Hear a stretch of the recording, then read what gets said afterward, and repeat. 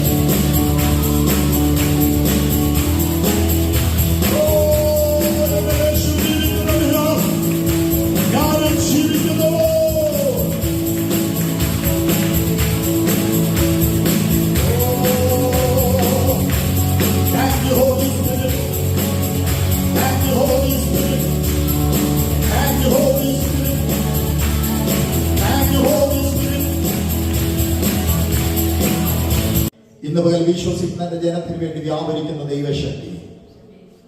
നമ്മൾ പാടിയൊരു പാട്ടുണ്ട്, എൻ തലയിലെ മുടികൾ ദൈവം നിർണയിച്ചിരിക്കുകയാണ്. പരിശുദ്ധാത്മാവിന്റെ പ്രത്യേകമായ ഒരു സാന്നിധ്യം ഇതിനകത്ത് ചലിക്കുന്നു. എല്ലാ കണ്ണുകളും ദൈവസന്നിധിയിൽ അടച്ചാണ്. ഇന്ന് പകൽ എത്ര ദൈവങ്ങൾ വിശ്വസിക്കുന്നു, ഞാൻ കടന്നു പോകുന്ന പ്രതിസന്ധി, ഞാൻ ഇന്ന് അനുഭവിക്കുന്ന വേദന, ഞാൻ ഇന്ന് കടന്നു പോകുന്ന ഭാരങ്ങൾ എന്റെ ദൈവം അറിയാതെയല്ല. എന്റെ തലയിലെ ഒരു മുടി നാർക്കൊഴിഞ്ഞു വീഴുന്നെങ്കിൽ യേശുവായത് അറിയുന്നുണ്ടെങ്കിൽ, ഇന്ന് പകൽ ഞാൻ കടന്നു പോകുന്ന പ്രതിസന്ധി എന്റെ യേശുവ അറിയുന്നുണ്ട്. ദൈവം ഇങ്ങനെ പറയുന്നു, കണ്ണുനീർ തുള്ളികളെ അവൻ പാത്രത്തിൽ ശേഖരിക്കുക. നീ കരയുന്നത് നീ മനുഷ്യന്റെ മുമ്പിലോ ഇന്ന് പകൽ ഈ ആലയത്തിലോ വന്നിരുന്ന ദൈവസന്നിധിയിൽ ദൈവത്തോട് നിലവിളിച്ച് കരയുമ്പോ, ഇന്ന് പകൽ ആ കണ്ണുനീർ തുള്ളിയെ പോലും കണക്ക് വെച്ച് ശേഖരിക്കുന്ന ഒരു കർത്താവുണ്ട്. നമ്മുടെ പ്രതിസന്ധിക്കകത്ത് എത്ര ദൂരം നാം ദൈവത്തിൽ നിന്ന് പലപ്പോഴും അകന്നു പോയി.